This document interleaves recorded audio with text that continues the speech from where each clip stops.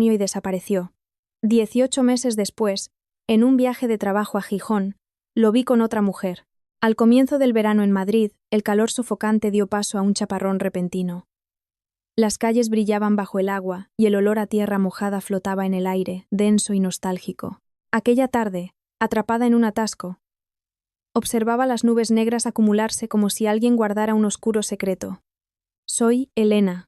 En aquel entonces, todavía era la esposa de Javier, y aún creía que con el tiempo aprenderíamos a querernos. Trabajo como directora de diseño de interiores. Mi agenda siempre estaba a rebosar, pero al volver a casa me esforzaba por mantener la cena en la mesa. En nuestra familia, la mesa era el termómetro para medir si una mujer sabía o no cuidar de su hogar. Mi suegra, Carmen, era una mujer menuda, pero su voz pesaba como un mortero de granito.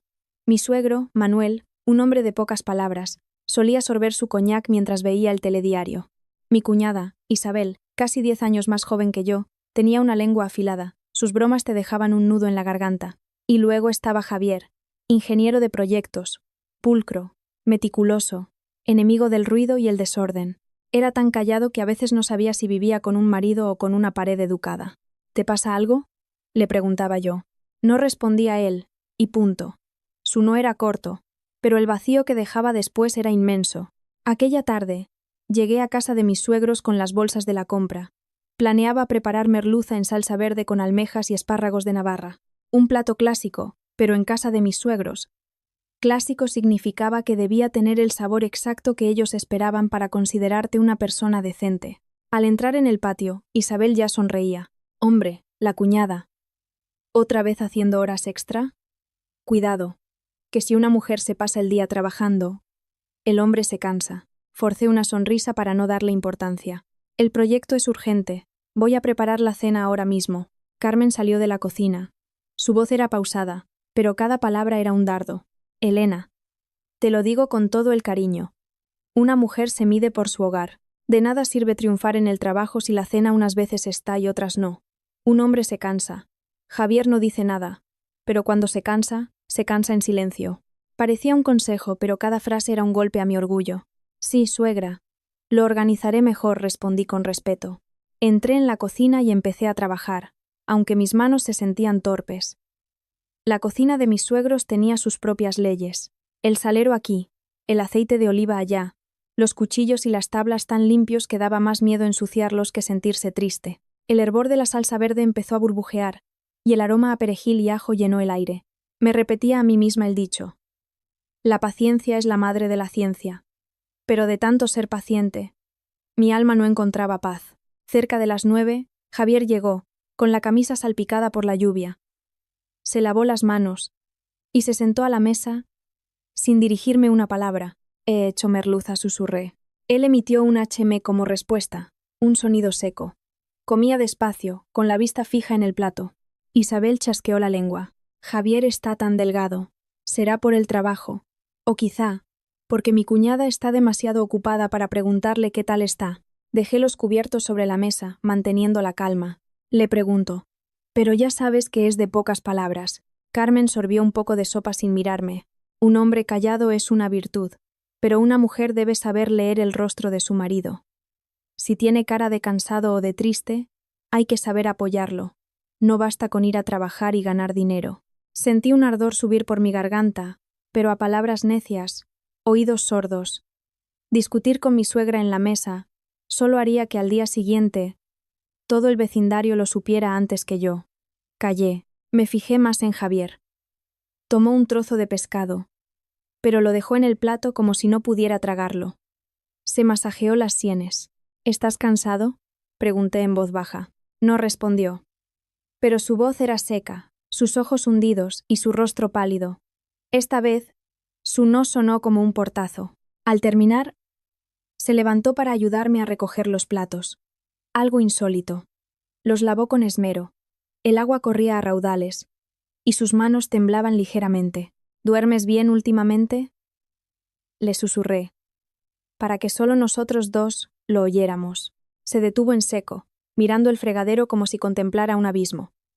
Tras un instante, dijo, «No preguntes». 3 palabras heladas.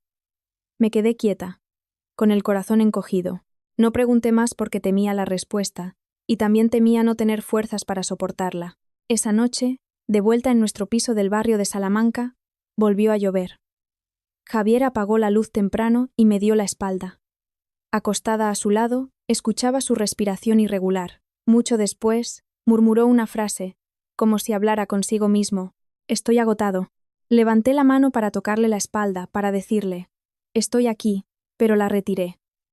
En la oscuridad, de repente comprendí que su agotamiento no era por el trabajo, era el cansancio de alguien que soporta una carga que no se atreve a compartir. Y yo, su mujer, era la persona que se quedaba fuera, al otro lado de esa puerta cerrada.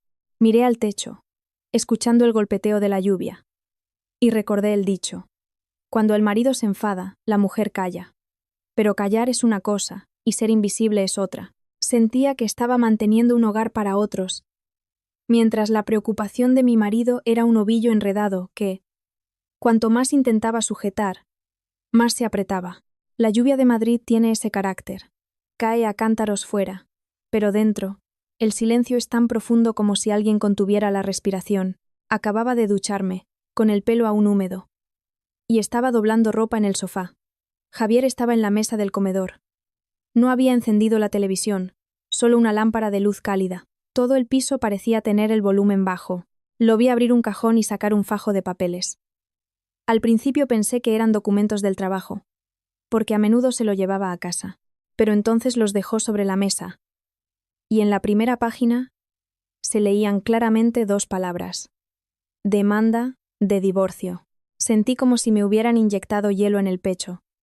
Sin mirarme, con una voz monótona, como si leyera un comunicado, dijo: Elena, vamos a dejarlo. Me quedé paralizada. Tardé un momento en poder articular palabra. ¿Qué dices? ¿Qué significa dejarlo? Él seguía con la cabeza gacha. Divorciarnos. No grité. No por calma, sino porque tenía la garganta cerrada. Me acerqué a la mesa, apoyándome en el respaldo de una silla. ¿Por qué? ¿Qué he hecho mal? ¿O es algo que ha dicho tu madre? Javier cerró los ojos un segundo. No es por nada. Estoy agotado. Estoy agotado. Que la otra vez fue un suspiro en la noche. Esta vez era un martillo. ¿Qué clase de agotamiento es tan grande como para destrozar un matrimonio? Lo miré buscando una señal de enfado, de hastío, de traición, pero en su rostro solo había una cosa, un cansancio tan profundo que parecía haber agrietado su piel. Si estás cansado, lo solucionaremos juntos. Para eso está un matrimonio. Para hablar las cosas insistí, con la voz temblorosa pero sin lágrimas. Él negó con la cabeza, muy levemente. No lo entenderías. Solté una risa seca. No lo entenderías, es la forma que tiene la gente de echarte de su vida. Mientras yo seguía aturdida, su teléfono vibró. Miró la pantalla y no contestó. Dejó que vibrara hasta que se detuvo. En la pantalla ponía: Mamá. Un escalofrío me recorrió la espalda. La familia de mi marido. Carmen siempre hablaba con la precisión de quien vierte agua sin derramar una gota. Pero cada palabra calaba hasta los huesos. Llama a tu madre. Que venga y lo aclare todo. No voy a firmar esto como si me estuvieran despidiendo. Javier me miró por primera vez en toda la noche. Su mirada era profunda y oscura. No metas a mi madre en esto. La culpa es mía. La culpa es mía sonaba a asumir la responsabilidad, pero también era una forma de cerrarme la boca. Me senté frente a él, intentando mantener la voz normal. Dame una razón. Solo una. Abrió un segundo fajo de papeles. Ya no era la demanda, sino un acuerdo de reparto de bienes. Lo deslizó hacia mí.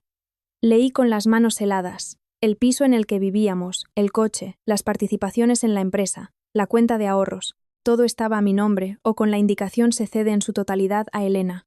Calculé por encima. Serían unos 650.000 euros. Levanté la vista. Mi voz sonaba hueca, como arrastrada por el viento. ¿Qué estás haciendo? ¿A dónde piensas ir? Quédatelo tú. Yo no quiero nada. Lo miré fijamente. Un hombre que se divorcia y lo cede todo. O es porque siente un remordimiento inmenso, o porque teme algo muy grande. Tragué saliva. ¿Hay otra persona? Frunció el ceño y respondió rápido. No. Apreté el borde del papel. Entonces, ¿qué es? ¿Alguien te está presionando? ¿Tienes deudas? ¿Estás enfermo? Al oír la palabra enfermo, vi una levísima contracción en la comisura de sus labios. Fue un gesto minúsculo, pero suficiente para que mi corazón se desplomara. Se levantó y fue hacia el balcón. Abrió la cristalera. El viento y la lluvia entraron con una ráfaga helada. Me levanté también, manteniendo la distancia. Javier, si te pasa algo, dímelo. Un matrimonio es cosa de dos. No prometo solucionarlo todo, pero prometo no dejarte solo. Me dio la espalda. Sus hombros estaban rígidos como la madera. Después de un largo rato, dijo con voz ronca: «Quiero que estés a salvo». Esa frase me dejó helada. No sonaba como la de alguien que se va en busca de una nueva felicidad. Sonaba como la de alguien a punto de entrar en un lugar peligroso. ¿A salvo de qué? ¿De quién tienes miedo? ¿De qué? Insistí. Tratando de no llorar, negó con la cabeza. No preguntes más. Su no preguntes más fue como cerrar una puerta de golpe. Oía la lluvia fuera y el desmoronamiento dentro de mí. Pensé en Carmen, en las veces que decía que una mujer debe ser discreta. Pensé en las burlas de Isabel. Pensé en cómo la familia de mi marido siempre priorizaba las apariencias. Si algo malo sucedía, su solución sería apartarme del círculo. Como para confirmarlo, mi teléfono vibró. Era el número de mis suegros. Contesté. La voz de Carmen sonó, melosa pero afilada. «Elena, hija, ¿todavía despierta a estas horas? Me han dicho que estáis hablando de papeles. Bueno, cuando un hombre toma una decisión, hay que respetarla. Eres nuestra nuera, o lo eras, así que deberías mantener las apariencias por el bien de la familia. No montes un escándalo». Me quedé petrificada. No pregunté quién se lo había dicho, porque sabía que, aunque ella no estuviera en el piso, sus palabras sí lo estaban. Sí, respondí, manteniendo la compostura. Carmen remató, bajando la voz. «Javier es callado. No le fuerces a hablar. Hay cosas que es mejor no saber». Y colgó.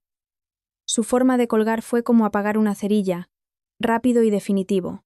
Me giré para mirar a Javier. Estaba inmóvil, como si estuviera acostumbrado a que otros hablaran por él. Volví a la mesa y miré los papeles. Frente a mí había dos cosas: un matrimonio a punto de romperse y un montón de bienes que parecían el dinero del silencio que te paga el destino. No quería cogerlo, pero entendía que él intentaba darme un salvavidas. Me senté y cogí el bolígrafo, no porque estuviera de acuerdo con el divorcio, sino porque comprendí que, si él había decidido guardar un silencio tan absoluto, mis lágrimas solo me harían parecer patética ante su familia y él se encerraría aún más. Firmé, mi trazo temblaba. Javier firmó después de mí, guardó los papeles en una carpeta y cerró la cremallera, un gesto tan pulcro como doblar una camisa. «Cuando te vayas, ¿podré encontrarte?», pregunté en un susurro. Me miró. Su mirada era tan cansada que daba pena, pero seguía siendo fría. «No me busques». Dicho esto, se levantó y fue a la habitación a recoger sus cosas. Oí el sonido de la maleta rodando, el clic de los cierres, cada ruido como un clavo en mi corazón. Quería correr tras él, detenerlo, pero el orgullo de una mujer española me mantuvo quieta. Guardar la compostura. Mantuve la compostura no suplicando ni tirándole de la ropa. Casi una hora después salió. Antes de irse se giró y dijo una sola frase, la misma que me había helado por dentro. «Elena, cuídate mucho». La puerta se cerró. En el piso solo quedaba el sonido de la lluvia y el de mi propia respiración. Me quedé mucho tiempo mirando el pomo de la puerta y de pronto entendí algo. Un divorcio por desamor al menos tiene gritos, pero un divorcio así es como cortar un cable de alta tensión de un solo tajo. Y cuando alguien corta algo tan rápido, suele ser porque teme que, si tarda un segundo más, el fuego se propague. A la mañana siguiente, me desperté más temprano de lo normal. No por costumbre, sino porque no había podido dormir. El piso estaba igual, pero se sentía como si le faltara una pared. Me miré en el espejo del baño. Ojos hinchados, labios pálidos. Me recordé a mí misma que no debía dejar que nadie me viera derrumbada. En esta vida, la gente a menudo interpreta las lágrimas de una mujer como una excusa para juzgar. Llamé a Javier. El número no estaba disponible. Le envié un mensaje. «¿Estás bien?». El mensaje se quedó en enviado. Un doble check azul que nunca llegó, transformándose en un silencio digital. Volví a llamar. Nada. Su forma de desaparecer hacía que la noche anterior pareciera una pesadilla provocada por la lluvia. Recordé que él tenía un pequeño estudio de antes. que conservaba como lugar de trabajo después de casarnos. A mediodía pedí salir antes y fui para allá. Madrid ardía bajo el sol después de la tormenta. El asfalto desprendía un vapor sofocante. Me paré bajo el edificio y miré hacia la ventana de la esquina. Persianas bajadas, ni una luz. Llamé al timbre. Nadie respondió. ¿Busca a alguien? Al propietario del piso de arriba. Javier. El portero negó con la cabeza. El dueño de ese piso se mudó hace tiempo, señora. Hace días que no se le ve por aquí. Se mudó hace tiempo. Sonaba algo planeado de antemano. Salí a la calle, bajo el sol abrasador, sintiéndome como si me hubieran drenado la sangre. Llamé a su madre, Carmen. El teléfono sonó durante mucho tiempo antes de que respondiera. Su voz era tan correcta como siempre. Sí, Elena, hija. Hola, suegra. Llamaba para saber de Javier. No consigo localizarlo. Hizo una pausa antes de responder, como si tuviera la respuesta preparada. Ay, hija, no lo llames más. Tiene sus asuntos. Ya estáis divorciados. ¿Para qué buscarlo? La frase "ya estáis divorciados" me dolió como una punzada. Solo quiero saber si le pasa algo. Ayer dijo que estaba agotado. Estoy preocupada. Carmen bajó la voz, en un tono que mezclaba compasión y fastidio. No, no está bien. Pero son asuntos de familia, no te metas. Si montas un escándalo, quedaremos mal los dos. ¿Qué significa que no está bien? Insistí. ¿Y para qué quieres saberlo? Respondió rápidamente. Haz caso a tu suegra. No lo busques. Y colgó. Su forma de colgar, tan tajante, era como doblar un papel y guardarlo en un cajón para siempre. Me quedé paralizada en la acera. El calor del sol me quemaba la nuca, pero un frío me recorría la espalda. Esa tarde pasé por casa de mis suegros para devolver unas llaves y unos papeles que quedaban. No quería alargar las cosas. Pero tampoco quería que me acusaran de irme sin decir nada. Al entrar, oí la risa de Isabel en el salón. Anda, la cuñada. Ah, no, perdona, Elena. ¿Has venido de visita? No, perdona, estaba cargado de veneno. Dejé las llaves sobre la mesa, con calma. He venido a devolver esto. Isabel apoyó la barbilla en la mano, mirándome de reojo. Bueno, devuelto y fin de la historia, ¿no? Después de un divorcio, si sigues preguntando, la gente pensará que todavía estás colgada. La miré directamente a los ojos. Preguntó porque me preocupa la salud de Javier, no mi reputación. Isabel se encogió de hombros. ¿Preocuparte para qué? Hombres hay de sobra. ¿Y tú? Con todo ese dinero, estarás encantada. ¿No? La palabra dinero me supo amarga. Para ellos, los 650.000 euros eran un precio, no una señal de que algo iba terriblemente mal. Me volví hacia Manuel. Estaba sentado bebiendo su coñac sin apartar la vista del telediario. Hija, dedícate a tus asuntos. En un matrimonio, cada uno tiene su destino. Ya habéis firmado. Así que dejad las cosas en paz. Dejad las cosas en paz significaba cállate. Asentí. Todavía con educación. Sí, lo entiendo, pero sentía una piedra en el estómago. Nadie me preguntaba si me dolía. Solo si la situación era pacífica. Carmen salió de la cocina y me escrutó de arriba abajo. No dijo mucho. Solo una frase que sonaba a lección de vida. Una mujer inteligente sabe cuándo retirarse. Hay cosas en las que es mejor no escarbar. Los trapos sucios se lavan en casa. Hija, me erguí y esbocé una sonrisa amarga. No estoy escarbando en nada sucio. Solo quiero saber si el hombre que fue mi marido está bien. Carmen me miró con ojos afilados. De su vida y su muerte ya se ocupa él. Tú ocúpate de la tuya. No discutí. En casa de mis suegros, discutir solo me convertiría en la nuera impertinente. Cogí mi bolso, hice una inclinación de cabeza y me fui. Fuera, en la puerta, el cielo volvía a nublarse. Recordé un dicho. El mundo es un pañuelo. Pero a veces está lleno de mocos.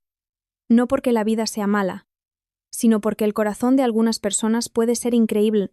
Esa noche, en el piso, encendí todas las luces. La luz hacía la casa menos aterradora, pero no aliviaba mi vacío. Abrí el armario y vi que faltaban varias de sus camisas. En la estantería, un hueco donde solía dejar sus documentos. Estaba claro que había preparado su partida desde hacía tiempo. Yo fui la última en ser informada. Me senté en el escritorio y abrí el portátil para revisar los proyectos. El trabajo seguía. Los clientes pedían planos. Los materiales necesitaban aprobación. Me dije a mí misma algo que sonaba un poco crudo. Primero la obligación, después la devoción. No tener dinero es un problema, pero tenerlo y perder la paz tampoco es una bendición. A partir de ese día, viví como alguien que aprende a caminar de nuevo. Durante el día, en la oficina, llegaba puntual, era resolutiva en las reuniones y respondía a los correos con claridad. No dejé que nadie me viera flaquear. Si algún compañero preguntaba, sonreía y decía: «Son cosas personales». Estoy bien. Lo decía para guardar las apariencias y para evitar que me analizaran. Por la noche, dejaba el teléfono en la mesilla, una costumbre estúpida, porque seguía esperando un mensaje suyo diciendo que estaba bien.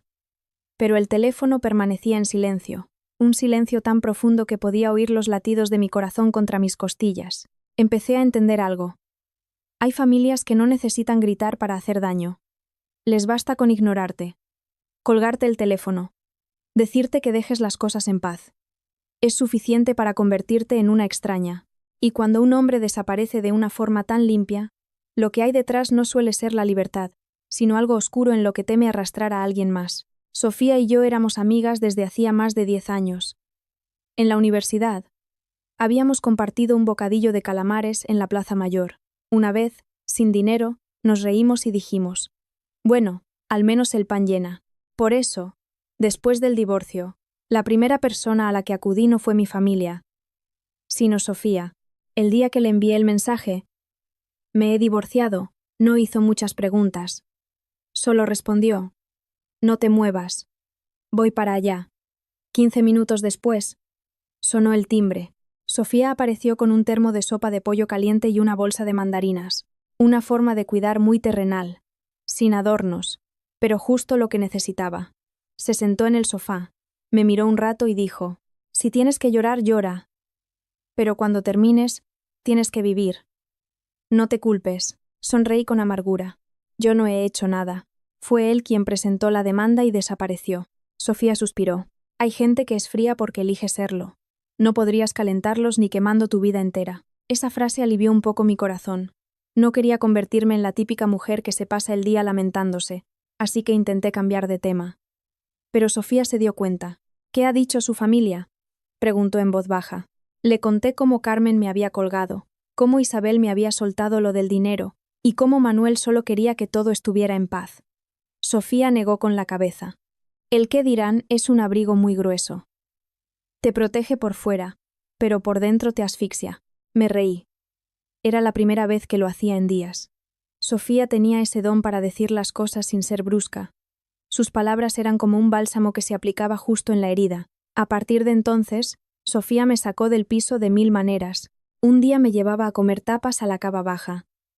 Otro, a tomar un café en una terraza, viendo pasar los coches para no escuchar mis propios pensamientos. Un día vino a casa, después de haber ido al mercado de Maravillas a comprar pescado y verduras, y preparó una sopa de marisco. «Una casa con olor a comida es un hogar», dijo. «Si no, hace demasiado frío». Sofía trabajaba en un centro de asesoramiento psicológico. No era terapeuta, pero coordinaba los expedientes, agendaba las citas, recordaba la medicación, gestionaba los papeles y conectaba a los pacientes con los especialistas. A menudo contaba anécdotas de forma general, sin dar nombres. Una vez le pregunté: «Tu trabajo debe de ser estresante, ¿no?». Sofía asintió: «Lo es. Pero en esta profesión tenemos el secreto profesional.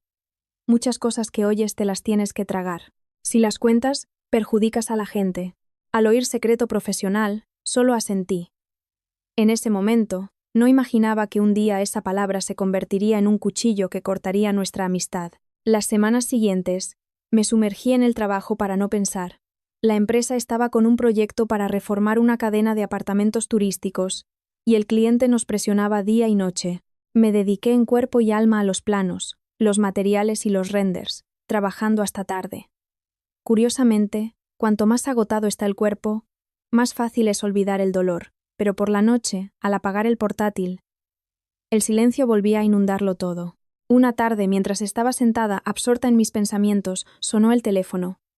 Era Carmen. Dudé, pero contesté por educación. Su voz era melosa pero tensa. «Elena, hija. Escúchame. Ya estáis divorciados, así que dedícate a tus asuntos. Y no dejes que la gente hable. Eres una mujer. Cuida tu reputación». «Sí, suegra, lo entiendo». Javier tenía sus razones, continuó, como si me advirtiera. No preguntes más. No se lo pongas difícil. Lo pasado. Pasado está. Esa frase fue como ponerle una tapa a una olla a presión. Colgué y me quedé inmóvil. En mi cabeza solo resonaba una palabra. Razones. ¿Qué razones eran esas que toda su familia evitaba como si fuera un tema tabú, como si al tocarlo todo fuera a romperse? Sofía me vio con el teléfono en la mano y la mirada perdida. ¿Quién era? Mi ex-suegra. Sofía frunció el ceño. Te ha vuelto a decir que dejes las cosas en paz. ¿A que sí? Asentí. Sofía sonrió con amargura. Más vale un mal arreglo que un buen pleito. Pero si el arreglo consiste en que te calles para siempre, eso no es un arreglo. Es una mordaza. Esa frase me despertó. Empecé a poner pequeños límites. Dejé de llamar a la familia de Javier. Dejé de esperar sus mensajes. Me dije a mí misma que esperar a tener el agua al cuello para reaccionar es un mal hábito. Tenía que tomar la iniciativa de vivir antes de ahogarme. Justo en ese momento, mi jefe me asignó un gran proyecto en el norte. El socio quería reunirse en persona con el jefe de equipo para cerrar el diseño de una cadena de hoteles en la costa. Un viaje de 2 días, urgente, imposible de rechazar. Miré el calendario y vi que el viaje caía en la semana en que me sentía más agotada. Pero también podría ser una oportunidad para cambiar de aires. La noche antes de irme, Sofía vino a casa. Trajo una empanada gallega y una botella de zumo de naranja natural. ¿Qué pasa? Hoy haces de abuela. Bromeé. Es para que comas bien antes de un viaje largo. Dicen que quien tiene salud lo tiene todo. No te hagas la heroína. Me reí, pero luego mi rostro se ensombreció. Sofía, siento que algo no va bien. La forma en que Javier ha desaparecido. Es como si alguien lo hubiera borrado del mapa. Sofía me miró. Por un instante, vi algo fugaz en sus ojos, como un destello. Luego, cambió de tono y dijo suavemente: No te tortures. Cuando quiera hablar, hablará. No insistí, solo asentí, pero una extraña sensación se apoderó de mí, como si acabara de tocar una pared blanda. Si empujas suave, cede, pero si empujas fuerte, te repele, impidiéndote ver lo que hay detrás. Esa noche hice la maleta, doblé un traje, metí los documentos y añadí unos zapatos planos para las visitas de obra. Fuera, la lluvia volvía a caer. Las luces de la calle se reflejaban en el asfalto mojado. Miré la ciudad y me dije una frase para mantenerme firme. Quien nada debe, nada teme. No he hecho nada malo, así que no dejaré que nadie me convierta en la culpable. A la mañana siguiente, arrastré la maleta hasta la puerta y cerré. En el ascensor, vi mi reflejo en el espejo. Rostro sereno, pero ojos tensos. No sabía a dónde me llevaría ese viaje, solo sabía que iba a trabajar, y también a recuperar mi propio aliento. El avión aterrizó en el aeropuerto de Asturias por la tarde. El cielo del norte era más brillante que el de Madrid, y el viento traía un olor a sal, a cantábrico. Arrastré la maleta fuera de la terminal y tomé un taxi hacia el centro de Gijón. Era una ciudad manejable, con calles amplias y avenidas arboladas. Un lugar así puede ablandar el corazón, porque donde hay menos ruido, se oyen más claramente los pensamientos. Elegí un hotel modesto cerca de la playa, nada lujoso, pero limpio y bien comunicado. Después de registrarme, puse el portátil sobre la mesa y extendí los documentos. Muestras de materiales, renders, presupuestos. El cliente había fijado la reunión para la mañana siguiente para cerrar el diseño final. Sabía que si este proyecto fracasaba, mi equipo perdería el trabajo de todo un trimestre, así que mi mente se puso en modo máximo rendimiento. Al atardecer, salí a pasear por la playa. El cielo se teñía de naranja, y el murmullo de las olas, rompiendo en la orilla, era constante. Me detuve un momento y relajé los hombros. Dicen que viajar ayuda a olvidar, pero para mí, viajar solo hacía que el vacío en mi interior fuera más evidente, como una taza blanca bajo una luz potente. Esa noche cené rápidamente un plato de pescado del día en un restaurante cercano al hotel. El caldo era claro y sabroso, con un toque de pimentón picante que me despejó la nariz. El dueño me preguntó: ¿de viaje de trabajo? Asentí con una sonrisa sociable. Es fácil hablar con extraños. Preguntan y olvidan. Son las personas que una vez fueron tu familia, las que hacen que elegir las palabras sea tan difícil. De vuelta en la habitación, me puse a retocar la presentación. Tenía los ojos cansados y el cuello rígido, pero me esforcé. El reloj pasó de las 11 a las 12, y cerca de la 1 de la madrugada, cerré el portátil, me froté las sienes y abrí las cortinas para mirar la calle. Gijón de noche era más tranquilo que Madrid. Las luces eran más escasas, y la sensación de soledad, más nítida. Me acosté, pero justo antes de dormirme, el teléfono vibró. Una vibración larga, seguida de otras más cortas y urgentes, como si alguien llamara presa del pánico. En la pantalla apareció el nombre de Lucía, mi prima. Estaba haciendo prácticas en Gijón, en un programa de hostelería. De vez en cuando me escribía para saludar. «¿Lucía?», contesté, con la voz adormilada. «¿Por qué llamas a estas horas?». Al otro lado, su voz era un susurro entrecortado. «Elena, ¿en qué hotel estás?». Me incorporé de golpe. Esa pregunta no era normal. En uno cerca de la playa de San Lorenzo. «¿Qué pasa?». Lucía guardó silencio un instante y luego dijo, tan rápido como si temiera que la oyeran. «Estoy en el vestíbulo de ese hotel. Acabo de ver a Javier». Creí haber oído mal. Mi corazón dio un vuelco. «¿A quién dices que has visto?». «A Javier», tu exmarido dijo, tragando saliva. «Estoy segura. Lo vi en tu boda. Recuerdo su forma de andar y cómo inclina la cabeza cuando escucha a alguien. Sentí que la sangre se me subía a la cabeza». 1 año y medio sin poder localizarlo, con su familia colgándome el teléfono, desaparecido como si nunca hubiera existido, y ahora aparecía en el mismo hotel donde yo me alojaba. Antes de que pudiera asimilarlo, Lucía añadió en voz más baja, «Y va con una mujer». «Se parece mucho a Sofía». Me quedé helada. El nombre Sofía fue como un puñado de sal en una herida abierta. Oía el sonido de las olas fuera y el de mi propio corazón latiendo con fuerza. Cada latido un golpe contra mis costillas. «¿Estás segura?». «Es tarde». «Podrías haberte confundido», dije, tratando de mantener la voz firme. «No me he confundido», respondió con rotundidad. «Le he visto la cara perfectamente.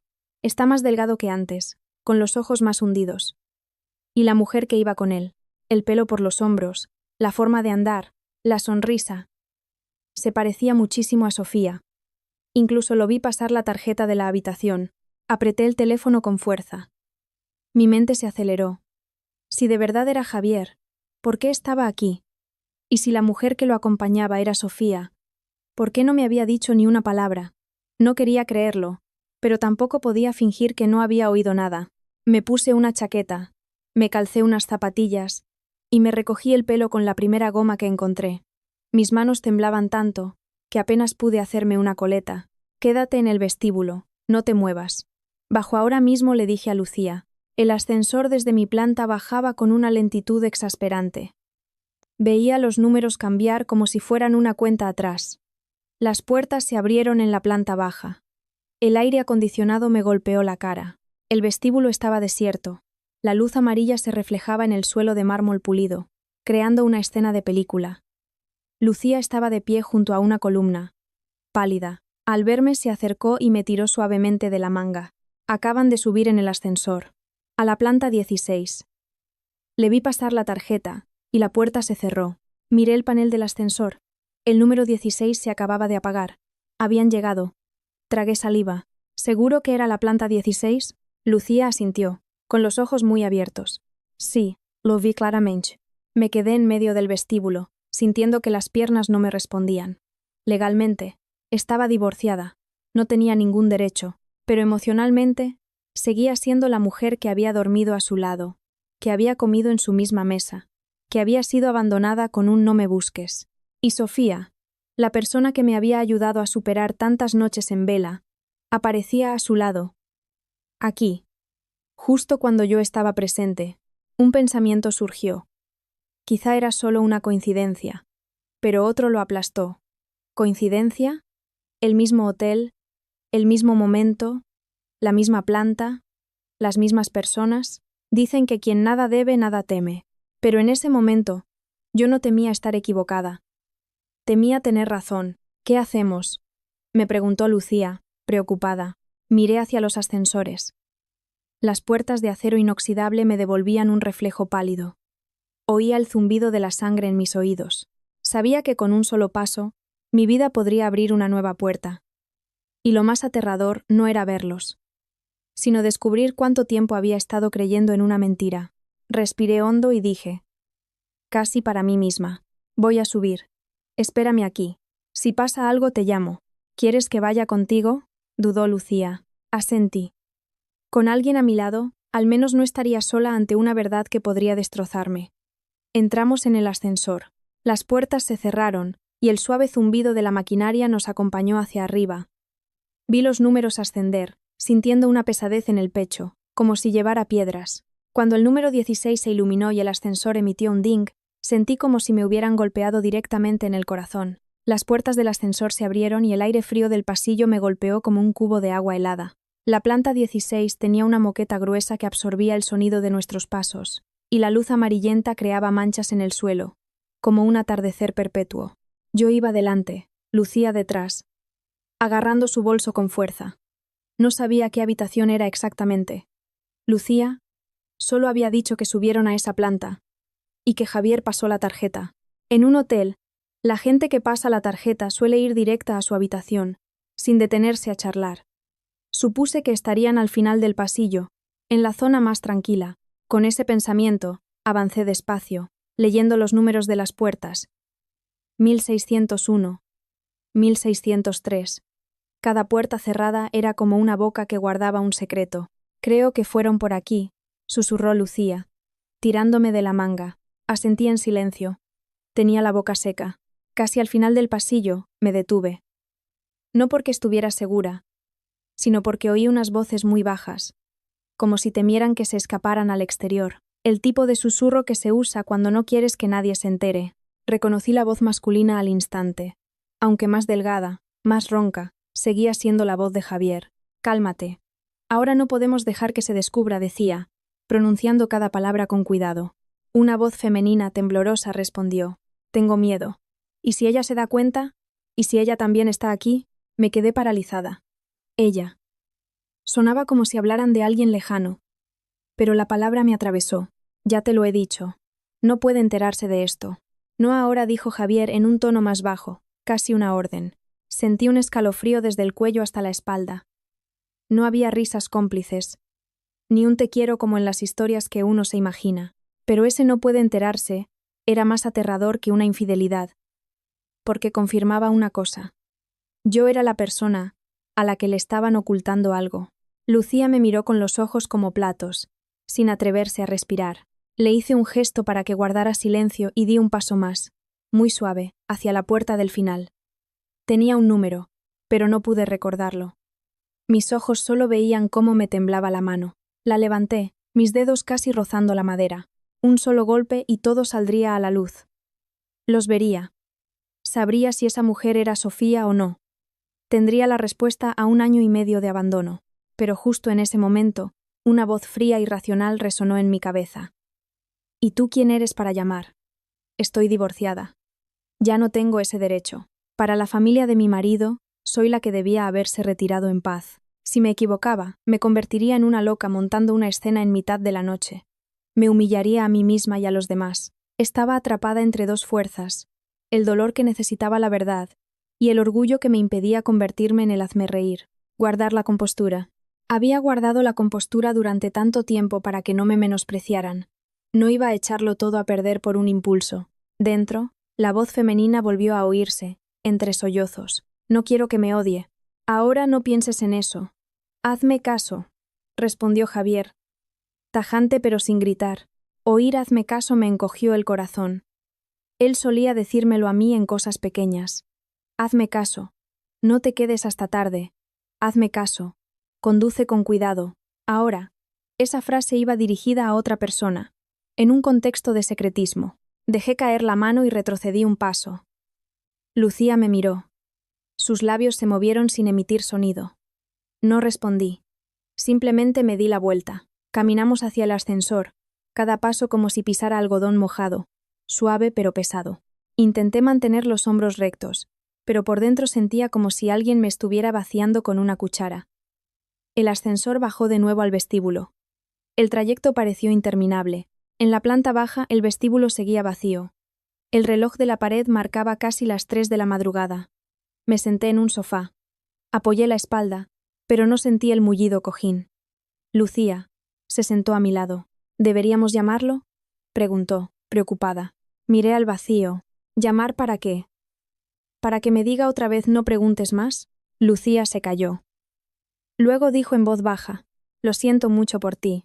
Esbocé una pequeña sonrisa sin sonido. Sentirlo no hace que la verdad duela menos. Saqué el teléfono. La pantalla se iluminó. No había llamadas perdidas. Abrí la agenda. Mi dedo se detuvo sobre el nombre de Sofía. Estuve a punto de llamar, pero me detuve. ¿Desde cuándo tenía que pensarme 2 veces si llamar a mi mejor amiga? ¿Desde cuándo una simple llamada podía ser una trampa? Justo en ese momento, el teléfono vibró. Un mensaje. Como si alguien hubiera esperado el momento preciso para tirar una piedra al agua. Sofía. ¿Duermes? Estoy liada con una cosa. Hablamos mañana. Leí la palabra liada y sentí un nudo en la garganta. ¿Liada a las 3 de la madrugada? ¿Liada en el mismo hotel donde yo estaba? ¿Liada justo cuando acababa de estar al otro lado de una puerta, oyendo cómo temían que yo me enterara? No respondí.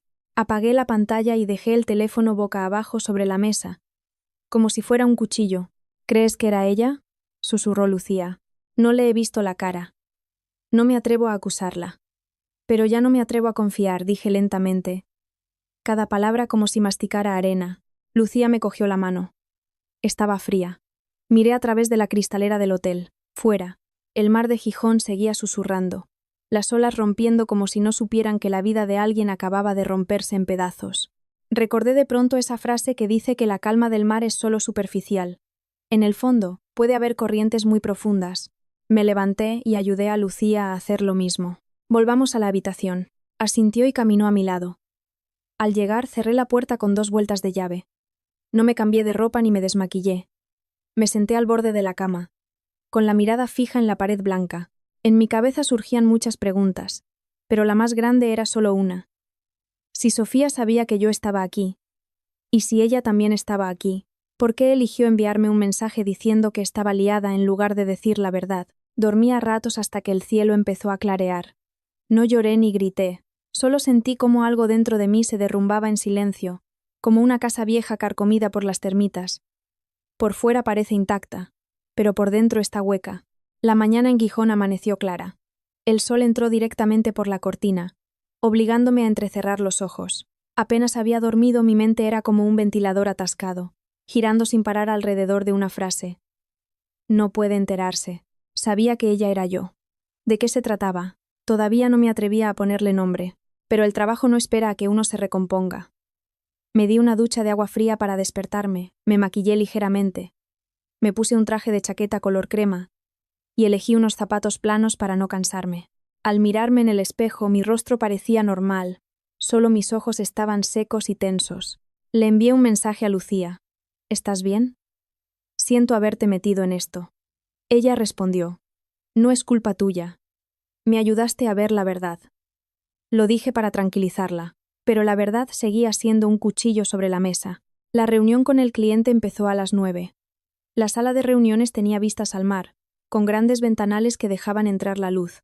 Habían preparado café y pastas.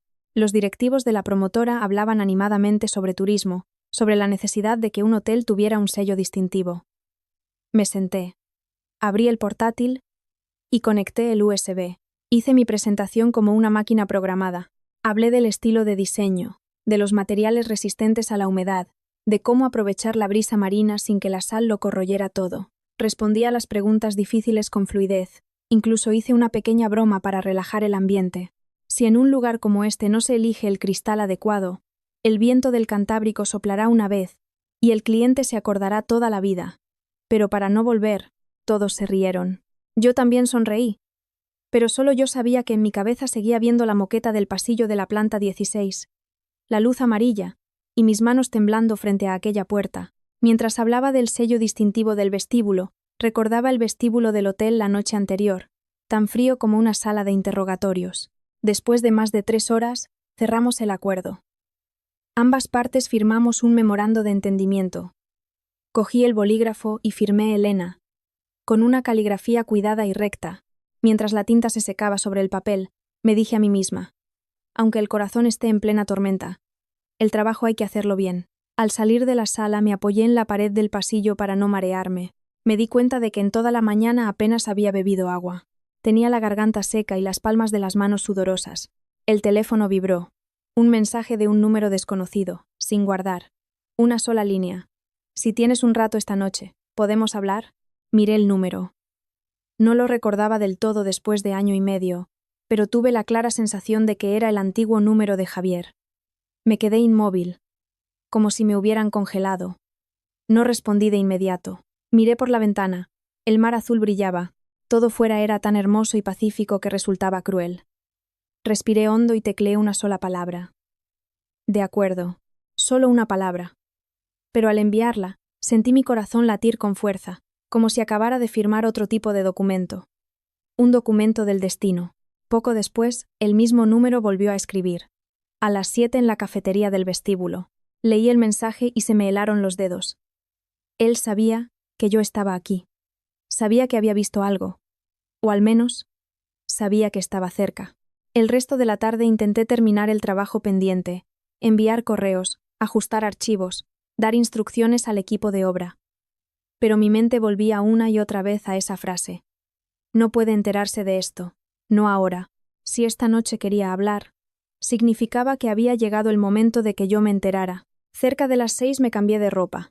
No elegí un vestido llamativo ni un maquillaje cargado. Me puse un sencillo vestido beige, discreto. El atuendo de alguien que va a tener una conversación, no a ganar una batalla. Me recogí el pelo y al mirarme en el espejo, me recordé a mí misma que debía hablar con lógica y no dejarme llevar por las emociones. A las 7 menos cuarto, bajé al vestíbulo. En la cafetería sonaba música suave, y había pocos clientes. Busqué con la mirada y lo vi en una esquina. Junto a la cristalera, estaba solo, con una camisa blanca remangada que dejaba ver sus muñecas delgadas. Su rostro estaba más afilado que antes, sus ojos hundidos y cansados, como los de alguien que lleva mucho tiempo sin dormir bien. No parecía un hombre feliz con una nueva vida, parecía alguien desgastado por el tiempo. Me acerqué. Él levantó la vista. Nuestras miradas se cruzaron. Hubo un instante extraño, una mezcla de alivio y dolor. Se levantó para apartarme la silla. Un gesto tan cortés como cuando éramos marido y mujer. No me anduve con rodeos. Me senté y lo miré directamente. «¿Sabías que estaba aquí?» Asintió. «Sí, anoche subiste a la planta 16. ¿Con quién ibas?» Continué. Mi voz lo suficientemente fría para protegerme. Guardó silencio unos segundos. Vi cómo se movía su nuez, como si tragara saliva. Luego, dijo con claridad. «Con Sofía». El nombre cayó sobre la mesa como una piedra. Sentí un zumbido en los oídos. Seguí mirándolo, sin revelar demasiado. Pero por dentro ya había levantado un muro.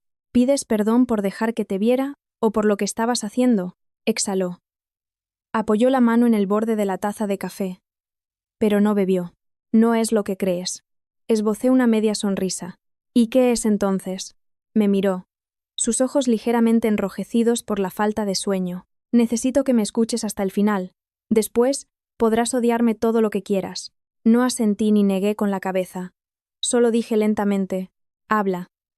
«Y no te andes con rodeos». Javier asintió. Vi que sus manos temblaban un poco. No estaba actuando. Alguien que actúa no tiembla así. Alguien que tiembla así es alguien que ha soportado algo que le superaba durante mucho tiempo. «Elena, no me divorcié de ti porque dejara de quererte. Me divorcié porque tenía miedo», empezó, con voz grave. Apreté el bolso bajo la mesa. «¿Miedo de qué?» Antes de que pudiera preguntar más, continuó, cada palabra como si la arrancara de lo más profundo. «No estoy bien. Desde hace mucho tiempo». Mi corazón dio un vuelco. Esas 2 palabras, «no estoy bien», encajaban perfectamente con la frase que Carmen me dijo antes de colgar. Lo miré, sintiendo cómo la puerta que su familia había intentado mantener cerrada con tanto esfuerzo empezaba a entreabrirse. Javier me miró fijamente durante un largo rato antes de continuar. La cafetería seguía con su música suave, el tintineo de las cucharillas, las risas de unos turistas. El mundo exterior era tan normal que resultaba insensible. Mientras, en nuestra mesa, una tormenta contenida estaba a punto de estallar. «Tengo depresión», dijo en voz baja. No una tristeza de un par de días. Algo grave. Al oír la palabra depresión, sentí un nudo en el pecho. En España, mucha gente todavía confunde estos problemas con debilidad, imaginación, o, peor aún, con ganas de llamar la atención. Siempre había pensado que Javier era simplemente reservado y meticuloso. Nunca imaginé que su silencio fuera un abismo. Empezó a contar, de forma lenta y monótona, como quien recoge los pedazos de un jarrón roto. Hubo una época en la que sufría de insomnio crónico, acostado a mi lado, pero con la mente en una carrera sin fin. Había días en la obra, rodeado del ruido de los taladros, en los que se sentía como si se desprendiera de su propio cuerpo. A veces, el corazón se le aceleraba, las manos se le enfriaban y sudaba profusamente, no por miedo a alguien, sino por miedo a sus propios pensamientos. Se detuvo, bajó la mirada y su voz se quebró. Había días en los que temía hacer una locura. Me quedé helada. Entendí a qué se refería, aunque no lo dijera explícitamente. De repente, recordé sus noches de insomnio, su forma de evitar cualquier celebración, sus ojos hundidos como si acabara de atravesar un lugar oscuro. Todos esos pequeños detalles que había pasado por alto ahora encajaban, formando una imagen clara y dolorosa. ¿Y por qué no me lo dijiste?, pregunté con voz temblorosa. Era tu mujer. Cerró los ojos y exhaló. Porque tenía miedo de asustarte, de que intentaras cargar con mi peso y acabaras hundiéndote tú también. No quería arrastrarte a esto. Solté una risa ahogada. ¿No querías arrastrarme y me metiste en qué? ¿En un año y medio viviendo como una abandonada? Me miró con los ojos enrojecidos. Vi arrepentimiento en ellos. Pero el arrepentimiento no borraba mi dolor.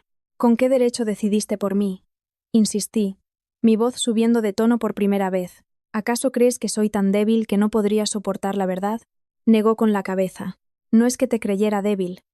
Es que me creía peligroso. Al decir eso, sus hombros se hundieron, como si acabara de admitir la mayor humillación para un hombre. Ser impotente ante sí mismo. Me quedé en silencio unos segundos. Ya no quería gritar. Solo sentía un profundo cansancio. Un cansancio que venía de comprender que su agotamiento no era una excusa, sino una enfermedad real. Pero comprender no significaba dejar de estar enfadada. Volví al tema que más me inquietaba. ¿Y Sofía? ¿Por qué estaba contigo? ¿Por qué ella lo sabía? Y yo no.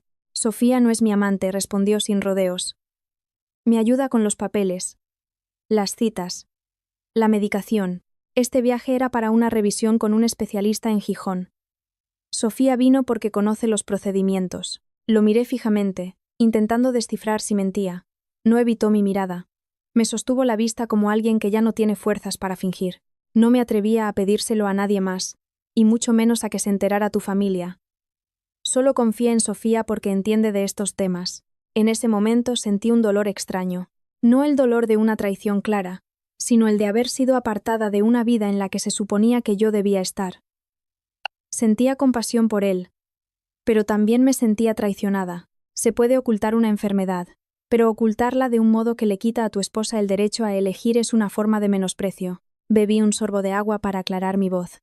Dijiste que querías que estuviera a salvo, y por eso te divorciaste. Me dejaste el dinero pensando que era una compensación. Pero, ¿sabes qué es lo que más necesitaba? Le pregunté lentamente. Me miró, esperando. Necesitaba que me respetaran. El respeto es más importante que el dinero. Bajó la cabeza. En esta vida, los remedios amargos curan, y la verdad puede doler, pero ocultarla es mucho más tóxico. Al ocultármelo así, me hiciste vivir como una apestada. Lo siento, murmuró, tragando saliva. Asentí, pero sin ablandarme. Un lo siento no hace que las cosas vuelvan a ser como antes. El ambiente entre nosotros era denso. Sabía que si me quedaba un minuto más, acabaría llorando o gritando. Ninguna de las dos cosas serviría de nada. Me levanté y arrimé la silla. Elena, ¿a dónde vas?, preguntó Javier, alarmado. Necesito tiempo, dije. Mi voz fría pero no cruel. Has dicho la verdad, y eso está bien. Pero necesito tiempo para volver a respirar. Se levantó instintivamente, pero se contuvo. Asintió, como quien sabe que no tiene derecho a retener a nadie. No te pido que vuelvas conmigo ahora. Solo te pido que, a partir de ahora, te diré la verdad. No volveré a decidir por mi cuenta. No respondí. Cogí mi bolso. Cuando ya había dado unos pasos, me detuve, me giré y le dije una última frase, como una línea que no se debía cruzar. Si todavía quieres que forme parte de tu vida, no vuelvas a dejarme esperando en el pasillo. No volveré a vivir en la oscuridad. Javier asintió enérgicamente, como si temiera que cambiara de opinión. Me di la vuelta y salí de la cafetería. El viento del mar me golpeó la cara. La noche había caído sobre Gijón. Pasé por el vestíbulo del hotel donde la noche anterior me había sentado a esperar. Y de repente, me sentí como si acabara de salir de una habitación secreta. Subí a mi habitación y cerré la puerta. No llamé a Sofía. No le escribí a Javier. Me senté en la cama y me dejé caer hacia atrás, mirando al techo. En mi cabeza había dos corrientes de pensamiento. Una era de compasión, porque la enfermedad no es un delito. La otra era de rabia, porque habían usado la excusa de protegerme para quitarme mis derechos. Recordé un refrán que mi madre solía decir: el amor todo lo puede. No quería odiar a Javier, pero tampoco podía quererlo a ciegas. Necesitaba estar lúcida, mantenerme en pie por mí misma. Apagué la luz. Fuera, las olas seguían murmurando. Por primera vez en mucho tiempo, no esperaba un mensaje. Solo esperaba que al día siguiente tuviera la calma suficiente para mirar a la cara a esa amiga llamada Sofía. Regresé a Madrid en el vuelo del mediodía. Al salir del aeropuerto, el calor y el olor a humo de los coches me golpearon la cara. Una sensación tan familiar que me hizo sentir como si acabara de despertar de un largo sueño en Gijón. Pero el sueño no se había desvanecido. Seguía alojado en mi pecho, pesado y molesto. No le conté nada a nadie en la oficina. Simplemente entregué los archivos finales del proyecto a tiempo. ¿Qué tal el viaje?, me preguntó una compañera. Bien, sonreí. El bien de los adultos a veces es solo una forma de tapar una grieta para que nadie meta el dedo. Esa tarde, justo al salir de una reunión, el teléfono sonó. Era Sofía.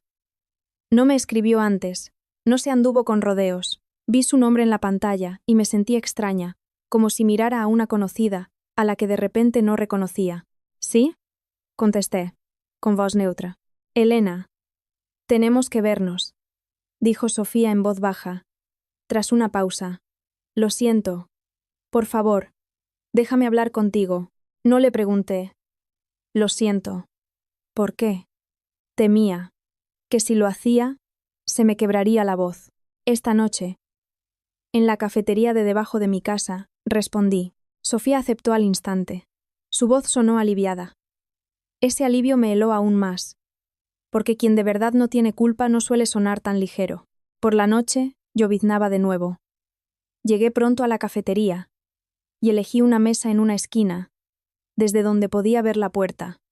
Quería verla entrar para no llevarme una sorpresa. En mi cabeza, solo tenía una regla: hablar con la razón, no con la rabia. Las palabras no cuestan dinero, pero el honor se puede perder por una sola frase impulsiva. Sofía llegó 10 minutos después. Entró con el pelo un poco alborotado por la lluvia, vestida con una gabardina beige y con una bolsa de papel en la mano, el típico regalo de disculpa. Al verme, se detuvo un instante y luego se acercó rápidamente. Elena, dijo, con la voz temblorosa. No me levanté a abrazarla como antes. Solo asentí levemente. Siéntate. Sofía se sentó y dejó la bolsa sobre la mesa. He traído los pasteles que te gustan. Miré la bolsa. Parecía una tirita sobre una herida profunda. No la toqué. ¿Desde cuándo lo sabías?, pregunté, directa. Sofía parpadeó. ¿Lo de Javier? Sí, dije, remarcando cada sílaba. ¿Desde cuándo sabías que no estaba bien, que estaba en tratamiento? Sofía bajó la cabeza. Desde antes de que firmarais el divorcio. Sentí un zumbido en los oídos. Lo había sospechado, pero oírlo confirmado fue como una bofetada. La miré. Mi voz se volvió más lenta para mantener el control. O sea que, durante todo este tiempo, mientras yo me sentaba contigo, lloraba y me culpaba, tú lo sabías todo. Y dejaste que pensara que me había abandonado porque yo no era suficiente. Sofía rompió a llorar. Elena, no quería que sufrieras. Solté una risa muy suave, pero por dentro estaba rígida. ¿No querías que sufriera y elegiste la forma de hacerme sufrir a ciegas durante 1 año y medio? Javier me lo suplicó. Balbuceó. Dijo que si te enterabas, intentarías cargar con todo, y te hundirías. Tenía miedo. No uses su miedo para justificar tu silencio, la interrumpí. Sofía levantó la vista, con los ojos enrojecidos. Trabajo en el centro. Estoy sujeta al secreto profesional. Incliné la cabeza. El secreto profesional con los clientes lo entiendo. Pero yo era tu amiga. Yo era su mujer en ese momento. ¿Elegiste el secreto profesional o elegiste ponerte de su parte? Sofía abrió la boca, pero no dijo nada. Ese silencio fue su respuesta. Solo sentí como una puerta se cerraba dentro de mí, de forma limpia y definitiva. Podías haberle guardado el secreto al mundo entero, pero no tenías derecho a guardármelo a mí de esa manera, dije en voz baja pero clara. Sofía intentó cogerme la mano, pero la retiré. No porque la odiara de repente, sino porque temía ablandarme y dejar que me manipularan de nuevo. Me equivoqué, lo sé. Creía que estaba ayudando, sollozó. Ayudar es dar a la gente el derecho a elegir. No ocultarles las cosas y ponerlos ante hechos consumados. La miré directamente. La tensión era palpable. Fuera, la lluvia golpeaba el toldo. Oía el goteo de la cafetera, cada gota como un segundo que marcaba el declive de nuestra amistad.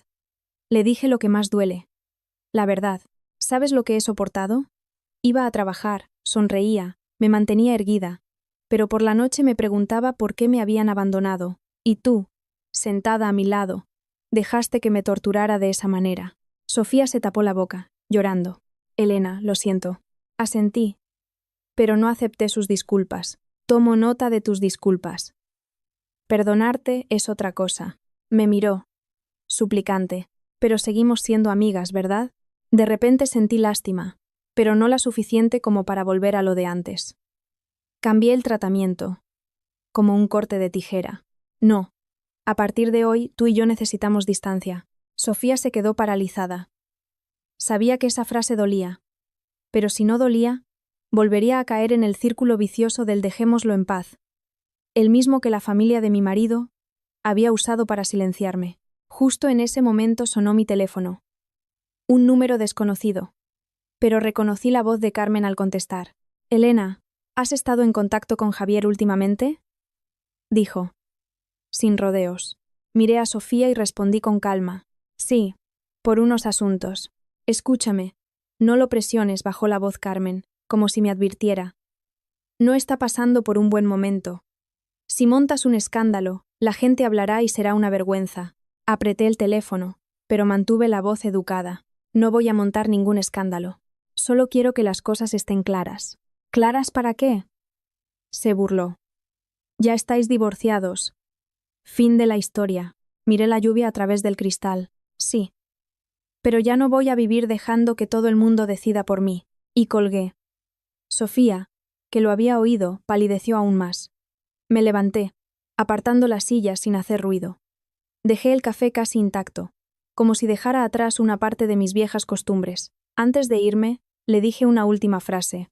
No voy a hablar mal de ti, ni necesito más explicaciones. Solo necesito que entiendas una cosa. A partir de ahora, mi vida la elijo yo. Quien guarde silencio sobre mi dolor, se queda fuera de mi círculo. Me di la vuelta y salí. El viento y la lluvia me azotaron el pelo. Me subí el cuello de la chaqueta y caminé despacio hacia el portal. No me sentía aliviada, pero ya no estaba tan perdida como antes. Al menos, había cortado una de las cuerdas que me asfixiaban. Esa noche, en casa, no encendí todas las luces como solía hacer. Solo una lámpara de luz cálida en una esquina, la luz suficiente para ver que seguía en pie, y para recordar que hay cosas que se pierden no porque seamos débiles, sino porque hemos confiado en la persona equivocada. La lluvia nocturna de Madrid caía fina pero persistente. El viento se colaba por las rendijas de las ventanas, trayendo un frío húmedo que se pegaba a la piel. Acababa de ducharme y me estaba secando el pelo cuando sonó el timbre. Una vez, y luego otra, sin la insistencia de alguien con prisa, sino con la cortesía de quien espera fuera. Miré el reloj. Casi las 11. ¿Quién podía ser a esas horas? Me acerqué a la puerta y miré por la mirilla. Bajo la luz del rellano estaba Javier. Llevaba una camisa oscura, empapada en los hombros, y el pelo pegado a la frente. En sus manos, una simple bolsa de fruta, manzanas verdes, un par de peras. El tipo de compra apresurada en la tienda de la esquina, sin flores ni regalos caros. No abrí de inmediato. Una parte de mí todavía temía esa sensación de ser excluida. Esperé unos segundos. Respiré hondo. Y giré la llave. En cuanto la puerta se abrió un poco, el olor a lluvia y el aire frío entraron de golpe. Me miró. Sus ojos estaban cansados, pero lúcidos. No entró directamente. Perdona por venir tan tarde, dijo en voz baja. Si no te viene bien, me voy ahora mismo. Esa frase me sorprendió. Antes, rara vez se disculpaba de una forma que pusiera la decisión en mis manos. Abrí más la puerta, manteniendo un tono neutro. Entra. Te vas a resfriar ahí fuera y será peor. Entró y se quitó los zapatos en la entrada, un hábito de antes. Le di una toalla seca. Se secó el pelo y la cara, y luego se quedó de pie, como si no supiera qué lugar ocupar en el piso que una vez fue de los dos. No le pregunté si había cenado, ni si me había echado de menos. Aparté una silla de la mesa del comedor. Siéntate. Se sentó. Le serví un vaso de agua tibia. Ambos guardamos silencio un rato. Solo se oía el golpeteo de la lluvia en los cristales. No quería que el silencio se alargara como antes. Ese silencio que hace creer que todo está en calma, cuando por dentro todo está a punto de estallar. Dijiste que dirías la verdad, empecé yo. ¿Qué has venido a decir hoy? Javier dejó el vaso. Entrelazó las manos, sus nudillos blancos por la presión. He venido a devolverte el derecho a saber. A partir de ahora, cualquier cosa que me afecte, te la diré. No volveré a decidir por mi cuenta y luego informarte. Lo miré, sin asentir de inmediato. Eso suena muy bien, pero podrás cumplirlo. O dentro de un tiempo volverás con el silencio y el no preguntes. No esquivó la pregunta. Estoy aprendiendo de nuevo. Sé que mi forma de callar asfixia a los demás. La palabra asfixia me recordó todas las noches que pasé mirando el teléfono. Empecemos por algo pequeño. ¿Has venido porque sabes que he visto a Sofía? Se sorprendió un poco, pero asintió. Lo he supuesto. Ya he hablado claro con ella. Lo que haya entre ella y yo, lo arreglo yo. Asintió de nuevo, como quien sabe que no tiene derecho a meterse. Lo siento por haberte puesto en esa situación, dijo. Me crucé de brazos, reclinándome ligeramente en la silla. No quería que sus disculpas se convirtieran en un manto que lo tapara todo. Quería un acuerdo. Javier, si quieres seguir formando parte de mi vida, hay 3 condiciones. Me miró atentamente. Jimmy, primero, no voy a ser la heroína que salva a nadie. Si estás enfermo, te tratas. Puedo acompañarte, pero no voy a cargar con tu peso. Ya cargué con tu silencio una vez. No lo haré una segunda. Asintió rápidamente. Lo entiendo. Segundo, todo lo relacionado con tu tratamiento. Citas, medicación, dinero. Tiene que ser transparente. No necesito los detalles, pero sí la claridad. Ya no me vale un confía en mí. Tragó saliva. De acuerdo, te lo diré. Y tercero, lo miré directamente a los ojos. No vuelvo por lástima, ni tampoco porque tema que hagas una locura. Si usas ese miedo para atarme, me voy. ¿Lo entiendes? Guardó silencio unos segundos. Vi cómo se movía su garganta. Luego, con voz ronca pero firme, dijo: Lo entiendo. No quiero que te quedes por miedo. Quiero que, si te quedas, sea porque tú lo eliges. Esa frase me alivió un poco, pero no dejé que me ablandara tan rápido. Elegir era la palabra que me habían arrebatado. Oírla de nuevo todavía dolía. Me levanté y puse una caja de pañuelos sobre la mesa. Yo no iba a llorar, pero sabía que esa noche podía despertar viejas debilidades. Y también tienes que entender una cosa. Legalmente, ya no soy tu mujer. Si estás aquí hablando conmigo es porque yo te lo permito. Respeta eso. Asintió. Lo respeto. Miró a su alrededor, deteniéndose en la estantería, en el cuadro de la pared. Cosas que él mismo me había ayudado a colocar. No te pido que vuelvas conmigo ahora. Solo te pido una oportunidad para hacer las cosas bien, paso a paso. No le respondí ni sí ni no. Solo le hice una pregunta práctica para sacar la conversación de la zona emocional. ¿Dónde vives ahora? Me dio la dirección de una habitación alquilada cerca de su oficina, pequeña y funcional. Asentí sin preguntar más. No le reproché por qué no vivía con sus padres. Entendía que su familia lo convertiría todo en una cuestión de apariencias. Elena, sé que lo que más te enfada no es que esté enfermo. Estás enfadada porque no confía en ti. Lo miré y, esta vez, respondí con sinceridad. Sí. Dicen que un matrimonio es como una vajilla. Todo va a juego. Si los platos se esconden de los cubiertos, es imposible tener una comida en condiciones. Bajó la cabeza. Vi cómo sus hombros se relajaban, como alguien a quien le permiten admitir su error sin ser humillado. Fuera, la lluvia seguía cayendo. Dentro, la luz amarilla permanecía inmóvil. Me di cuenta de que esa noche no nos habíamos dicho ni una palabra de amor, pero habíamos dicho cosas que antes no nos atrevíamos. Quizá madurar es eso. Menos sueños y más límites. Un rato después, se levantó. Me voy. Es tarde. No quiero molestar. Lo acompañé a la puerta. Se puso los zapatos y se giró para mirarme, como si quisiera decir algo más. Pero se contuvo. Gracias por abrir la puerta. He abierto la puerta a la verdad. No a la costumbre, respondí con calma. Asintió y salió al rellano. Cerré la puerta con llave. Esta vez, al cerrarse, no me sentí abandonada. Sentí que tenía el poder de decidir en mis manos. Después de esa noche, no dormí del tirón, pero al menos la ansiedad había desaparecido. La sensación de estar a ciegas se disipó, reemplazada por una lucidez fría, la de quien ha tropezado una vez, y ahora mira bien dónde pisa. A la mañana siguiente me envió un mensaje escueto. Esta tarde tengo cita en el centro. ¿Quieres venir? Sin súplicas ni dramas. Lo leí, y tras un momento respondí. De acuerdo, pero voy para entender, no para hacer acto de presencia. Él respondió. Entendido. Por la tarde, el cielo de Madrid estaba gris. Llegué antes y lo esperé en la entrada. Llevaba una camisa gris, el pelo corto, y aunque seguía delgado, su mirada estaba menos perdida que en Gijón. Gracias por venir, me saludó en voz baja. Asentí. El centro de asesoramiento estaba en un edificio de oficinas, sin carteles llamativos. Dentro olía a aceite esencial, y la luz era cálida. La gente hablaba en susurros, como si temieran hacer más daño. En la sala de espera había varias personas, cada una en su mundo. Una chica joven se miraba las manos fijamente. Un hombre de mediana edad, con traje, no paraba de frotarse las muñecas. Una anciana acompañaba a su hijo. Estaba sentada en silencio, con una mirada de preocupación contenida. Al sentarme, sentí un nudo en la garganta. Siempre había pensado que mi vida era un drama, pero allí me di cuenta de que solo conocía una cara del dolor. Javier se acercó al mostrador. La recepcionista le habló en voz baja. Le hizo firmar unos papeles. Observé la escena y mi corazón se encogió. Lo que antes me parecía ajeno era la vida que él había estado viviendo en silencio. Cuando llegó su turno, se levantó y, antes de entrar, me miró. ¿Esperan Val? Sí, respondí tajante. No por frialdad, sino para no caer en la compasión. La puerta se cerró. Me quedé en la sala de espera, sentada con la espalda recta, como en una reunión, pero mi mente no podía concentrarse.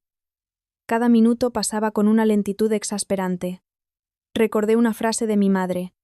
Una casa necesita un techo. Antes pensaba que el techo eran las comidas, el dinero, las apariencias.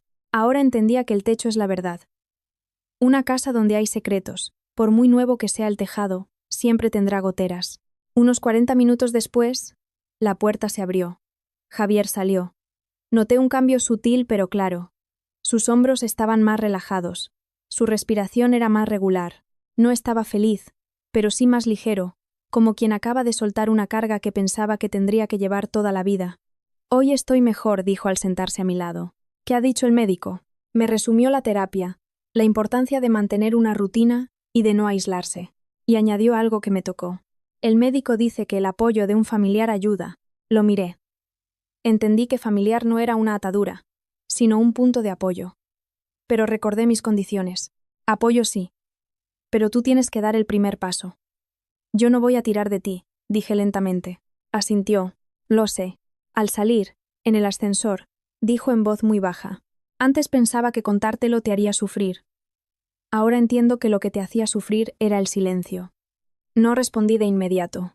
Que lo entiendas ya es un paso. En el aparcamiento lloviznaba. Me abrió la puerta del coche por costumbre. Pero se detuvo, como si temiera que me molestara. Actúa con normalidad, no como si estuvieras pidiendo perdón por todo. Sonrió levemente. Justo en ese momento mi teléfono sonó. Era Isabel. ¿Elena? Me han dicho que estás con Javier, dijo, sin saludar. ¿Quién te lo ha dicho? Madrid es un pañuelo. Ya estáis divorciados y sigues pegada a él. La gente pensará que quieres volver, y si luego a Javier le pasa algo, ¿a quién le echarás la culpa? Su forma de hablar, ese sí le pasa algo recalcado, era como hurgar en una herida para ver mi reacción. Apreté el teléfono, pero mantuve la voz firme. Isabel, lo de Javier es un tema de salud. Hablar así es de mala persona. Solo me preocupo por mi hermano. Tú ya no eres de la familia, replicó. Ofendida, al oír ya no eres de la familia, me entró la risa. La gente solo se acuerda de los títulos cuando quiere echarte. Tienes razón. Legalmente, No soy de la familia. Pero tampoco soy una extraña a la que puedas hablarle como te dé la gana. Javier sabe cuidarse. Tú preocúpate más por tu boca. ¿Qué quieres decir? No te pongas gallita. No me pongo gallita, digo la verdad. Quien siembra vientos, recoge tempestades. Recuérdalo, la interrumpí, con voz baja pero firme. Y colgué. Mis manos temblaban un poco. No por miedo a Isabel, sino porque me di cuenta de que había cambiado. Antes habría aguantado. Habría sonreído para dejar las cosas en paz. Hoy, sin ser maleducada, no había dejado que nadie pisoteara mis límites. Javier me miró, con una mezcla de culpa y gratitud. Siento que tengas que aguantar esto. No te preocupes, sé defenderme. La lluvia amainó. Esperamos un rato bajo el porche. No sentía el calor del romanticismo, sino la sensación de estar caminando por un nuevo sendero. Un camino con verdad, con límites y con responsabilidad. Nadie volvería a ocultarme nada, y nadie volvería a usar la paz como excusa para silenciarme. Esa noche llegué a casa pronto. Necesitaba espacio mental. Hice un poco de arroz blanco y comí para reponer fuerzas. La lluvia seguía cayendo. Justo cuando terminaba de fregar, sonó el teléfono. Era Lucía. Elena, Sofía ha tenido un accidente. Estoy en el hospital. ¿Puedes venir? Me quedé paralizada. Accidente. Una palabra que hiela la sangre. ¿Qué le ha pasado? ¿Qué hospital? El Hospital de la Paz. Se cayó de la moto. Su familia está aquí. Muy nerviosa. Cuando está consciente no para de preguntar por ti. Apagué el fuego, cogí una chaqueta y me calcé como pude. Mis manos estaban torpes. Mientras esperaba el taxi, le envié un mensaje a Javier. Sofía ha tenido un accidente. Voy al hospital. No le pedí que viniera, pero hay cosas en las que uno no puede fingir que no está involucrado. En el hospital, el olor a desinfectante era abrumador. El pasillo estaba lleno de gente. Lucía me esperaba cerca de recepción. Pálida. Puedes entrar. Dicen que está estable, pero en observación. La seguí hasta urgencias. Fuera. Vi a la madre de Sofía, sentada en una silla de plástico, con los ojos rojos. A su lado, un hombre, su hermano, caminaba de un lado a otro. Al verme, la madre de Sofía se levantó. Elena, hija, has venido. Sofía no para de llamarte. Justo en ese momento, oí unos pasos apresurados detrás de mí. Era Javier. Al ver a la familia de Sofía, se detuvo. El hermano lo miró de arriba abajo.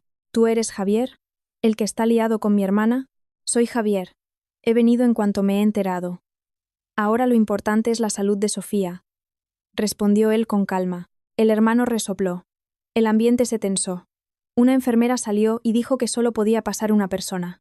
Entra tú, hija. Te está llamando a ti, me dijo su madre. Entré. Sofía estaba en la cama, con una venda en la frente y el rostro pálido. Al verla, sentí una punzada de dolor. Abrió los ojos y, al reconocerme, las lágrimas empezaron a rodar por sus sienes. Elena, lo siento, susurró. Ahora no hables. Concéntrate en respirar. Negó con la cabeza, como si temiera no tener tiempo. Miró hacia la puerta y luego a mí. Elena. Estoy embarazada. Creí haber oído mal. Me quedé helada, paralizada. Por mi mente cruzó un pensamiento instintivo, tan ilógico como aterrador. Oí un ruido fuera. La puerta se abrió de golpe y Javier entró, seguido de una enfermera. Debió de oír la frase. Miró a Sofía. Su rostro cambió por completo. Sofía, ¿qué has dicho? De 3 meses, sollozó ella.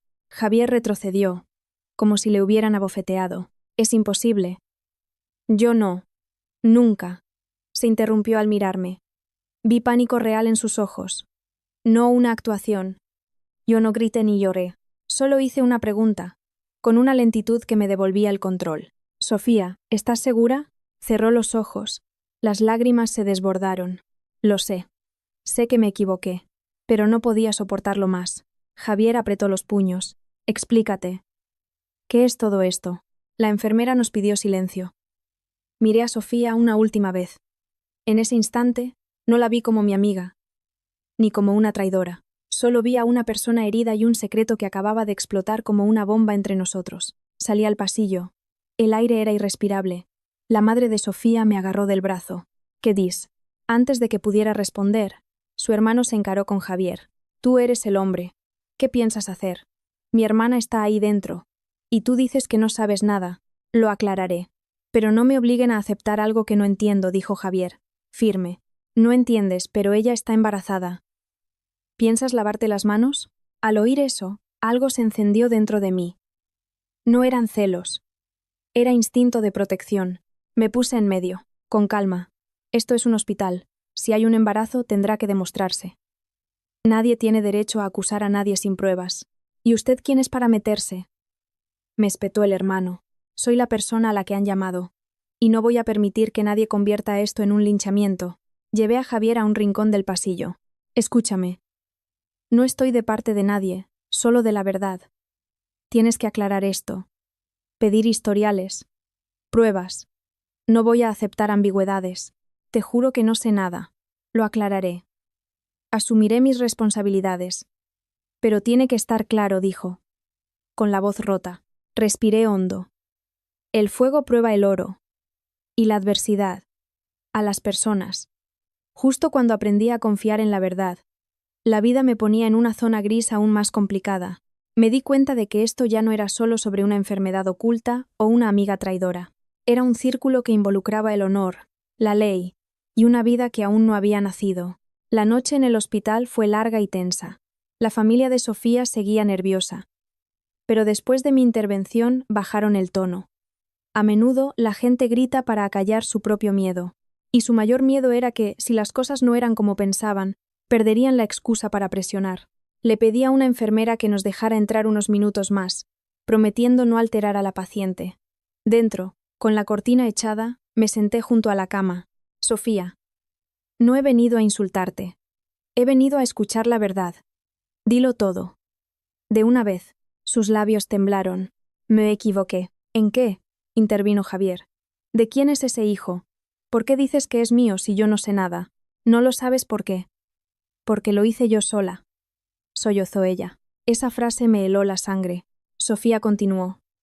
Entrecortadamente. Cuando estabas en tratamiento, el médico dijo que, por la medicación, era recomendable conservar una muestra. Por si acaso. Javier se quedó pálido. Sí, recuerdo algo de eso, pero solo firmé lo que me dijeron. Firmaste sin leerlo bien. Estabas confundido. Yo gestionaba tu historial. Conocía el protocolo, confesó, rota en llanto. Sentí como si me hubieran tirado una piedra a la cara. Su trabajo era coordinar expedientes. Tenía acceso a todo. Te aprovechaste de su historial, dije. Mi voz temblando de rabia contenida. Yo lo quería desde antes de que os casarais. Pensé que si tenía un hijo suyo, él nunca me dejaría, sollozó. Javier se levantó de un salto. ¿Estás loca? Es mi cuerpo, es mi vida. No tenías ningún derecho. Miré a Sofía. Te hiciste una inseminación artificial. ¿Cómo conseguiste la muestra? ¿Quién te ayudó? ¿Hay papeles? Usé un atajo. Conozco a la gente del laboratorio. Se ahogó en su llanto. Me levanté, mi voz dura como el acero. Suficiente. El niño no tiene la culpa. Pero los adultos que se equivocan deben pagar por ello. No voy a dejar que uses un embarazo para forzar un matrimonio. Al salir, el hermano de Sofía se abalanzó sobre nosotros. Y bien, esto no se va a resolver a gritos. Se va a resolver con papeles, dije. Antes de que Javier pudiera hablar. ¿Qué papeles? Está embarazada, eso es todo. Todo debe seguir un procedimiento. Si se ha manipulado un historial médico, esto ya no es un asunto sentimental. Es un asunto legal. La madre de Sofía se llevó las manos al pecho, horrorizada. Saqué el teléfono y llamé a David, un abogado con el que había trabajado. David, necesito asesoramiento urgente. Un caso que involucra historiales médicos. Una posible disputa de paternidad y coacción. David fue directo. ¿Dónde estás? En el hospital. Mantén la calma. No firmes nada. No prometas nada. Voy para allá. Me volví hacia Javier. A partir de ahora, no dirás asumo toda la responsabilidad por impulso. Dirás, asumiré mis responsabilidades según la ley y la ética, una vez que todo se aclare. Nadie va a usarte. Javier asintió. Sus manos aún temblaban, pero su mirada estaba más centrada. Eso era lo que necesitaba. Lucidez. Cuando David llegó, fue al grano. Primero, solicitaremos al centro una copia de todo el historial. Segundo, Nada de acuerdos verbales. Tercero. Cuando nazca el niño, prueba de paternidad. ¿Pretendéis negar al niño? Gritó el hermano. Nadie niega a un hijo. Pero nadie lo reconoce bajo coacción. La responsabilidad de un padre es una cosa. La de un marido, otra, respondió David, con una calma que desarmaba. Me quedé a su lado, sintiendo cómo cada palabra era un ladrillo que reconstruía no solo el honor de Javier, sino el mío propio. El honor de una mujer que no iba a permitir que nadie la usara como telón de fondo para su drama. Antes de irnos, miré a Sofía una última vez a través del cristal. Tenía los ojos cerrados, una mano sobre el vientre. No la maldije. Solo sentí una profunda tristeza. Se cosecha lo que se siembra. Nadie escapa a esa ley. Salí del hospital con Javier y David. La lluvia seguía cayendo. En mi corazón solo había una certeza. A partir de ahora, todo saldría a la luz, porque la oscuridad ya me había robado demasiado. Al día siguiente, mi teléfono no paraba de sonar. Era como si todo Madrid se hubiera enterado. El nombre en la pantalla me hizo suspirar. Carmen. Elena, ¿se puede saber qué estás haciendo? La gente dice que fuiste al hospital con Javier por esa chica. ¿No te das cuenta de lo que van a decir? Suegra. Es un asunto de salud y de papeles. Lo está llevando un abogado, respondí con calma. Abogados. ¡Qué tontería! Cuando hay un niño de por medio, lo mejor es casarse y punto. Así se callan las bocas. Al oír la palabra casarse, sentí que la sangre me hervía. Suegra. La paz no se puede construir sobre una mentira. Javier asumirá su responsabilidad como padre. Pero casarse o no es una decisión que debe basarse en la verdad y en la voluntad propia. ¿Voluntad? Un hombre hace lo que tiene que hacer. No voy a permitir que digan que mi hijo es un canalla. Me reí por dentro. Lo que más le preocupaba no era que a su hijo lo hubieran manipulado, sino la reputación de la familia. Yo no estoy ensuciando el nombre de nadie. Solo quiero que las cosas se hagan bien. Si alguien se equivocó, que pague por ello. Y si Javier no tuvo la culpa, con más razón hay que demostrarlo. Recuerda que estás divorciada. Ya no tienes derecho a meterte, replicó, tensa. Es verdad. Legalmente, no tengo derechos, pero tengo derecho a proteger mi propio honor. No voy a dejar que nadie me utilice como coartada. Y colgué. Momentos después me llamó Javier. Mi madre te ha llamado, ¿verdad? Sí. Lo siento. Solo se preocupa. Preocuparse está bien, pero hay que hacerlo de la forma correcta. Te están convirtiendo en una marioneta. No te das cuenta. Esa tarde nos reunimos. La familia de Sofía me está llamando sin parar. Dicen que si no me caso, irán a mi empresa a montar un escándalo. David ya te lo dijo. Ni promesas, ni firmas, ni bodas para tapar un delito, le recordé. Veía el agotamiento en su rostro. Un hombre a veces no teme la responsabilidad, sino verse atrapado entre dos fuegos. Su familia, preocupada por las apariencias. La otra familia, por el honor, y él, en medio, sin aire. Al día siguiente David nos reunió. Si amenazan con un escándalo, tenemos un plan. Hablaremos con la empresa y las autoridades. No vamos a dejar que esto se convierta en un circo. Y así lo hice. Avisé en mi trabajo de que podría haber un conflicto personal. Mientras, mi ex-suegro, Manuel, me llamó. Elena, hija, esto es muy delicado. Ayúdame a convencer a Javier de que lo solucione en paz. Lo siento, suegro, pero no voy a hacer algo incorrecto para conseguir una paz falsa. Isabel me escribió. Qué bien se te da guardar las apariencias. Ahora que hay un problema gordo, vuelves a ser la dueña y señora, ¿no? Leí el mensaje, y solo sentí lástima por ella. Le respondí. Quien siembra vientos, recoge tempestades. Isabel. Y la bloqueé. Pocos días después, la familia de Sofía propuso que ella se fuera a otra ciudad a pasar el embarazo, para evitar las habladurías. Entendí la jugada. Retirarse para presionar desde la distancia. Quieren que vaya a hablar con ellos, me dijo Javier. Puedes ir, pero con el abogado. Y recuerda, la responsabilidad de un padre es una obligación. La de un marido no puede nacer de la coacción. Asintió. Por primera vez, no se refugió en el silencio. Empezaba a mantenerse en pie, aunque todavía temblara. Quizá esta adversidad era la prueba que necesitaba para convertirse en un hombre de verdad, y la que necesitaba yo para no perderme a mí misma. Esa noche, en mi agenda, no escribí sobre mis sentimientos. Anoté tareas, historiales, citas. principios, límites. Entendí que si me ablandaba por compasión, usarían la compasión para atarme. Si me endurecía por rabia, me llamarían cruel.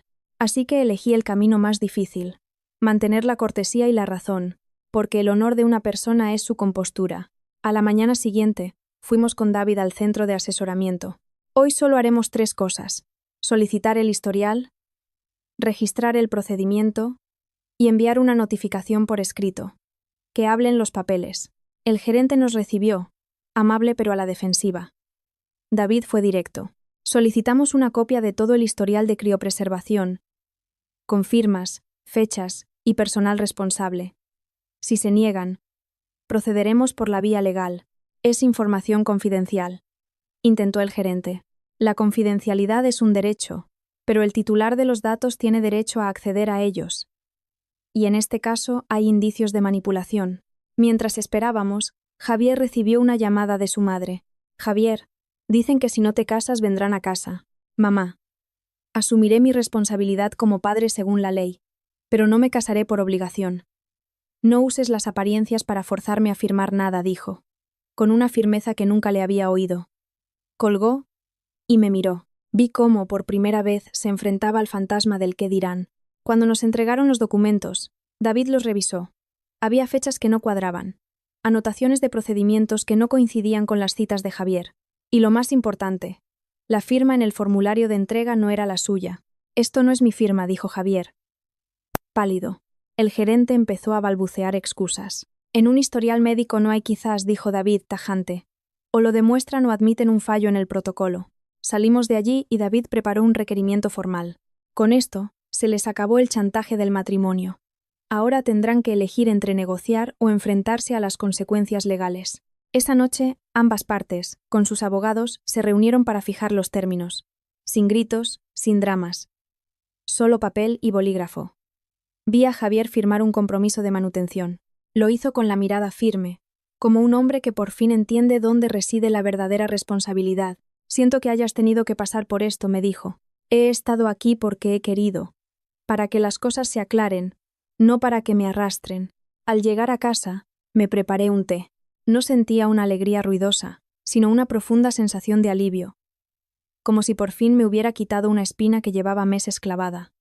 Recordé un viejo dicho: la verdad siempre sale a la luz. A veces no sale sola, a veces hay que abrirle camino con lucidez. Después de la reunión, todo cambió. La familia de Sofía ya no amenazaba, negociaba. El centro de asesoramiento despidió al personal implicado. Javier cumplió su palabra. Me informaba de cada paso, no como un niño pidiendo permiso, sino como un socio. La responsabilidad de un padre, me di cuenta, no era solo económica. Era, sobre todo, ser honesto. Una noche de lluvia, Javier apareció en mi puerta. Sin regalos, sin excusas. No te pido que olvides ni que vuelvas conmigo ahora. Solo te pido una oportunidad para empezar de nuevo. Pero bien, seré transparente. Seguiré mi tratamiento. Seré un buen padre, pero no dejaré que nadie te obligue a compartir mi carga. Lo miré durante un largo rato. Recordé el pasillo de aquel hotel, la sensación de estar al otro lado de la puerta. No quería que mi vida se repitiera. Javier, no te prometo un nuevo matrimonio, ni que todas las heridas se curen. Pero te prometo una cosa. A partir de ahora, solo camino junto a quien se atreve a decir la verdad. Asintió. Sus ojos estaban enrojecidos, pero no suplicaban. Abrí la puerta. No dije nada romántico, solo una frase muy real. Entra. Está lloviendo, y esta vez, cuando la puerta se cerró, supe que no la abría por debilidad. La abría porque, por fin, yo tenía el control. Hay lecciones en la vida que solo se aprenden con lágrimas. La primera, que querer a alguien no es ocultarle la verdad.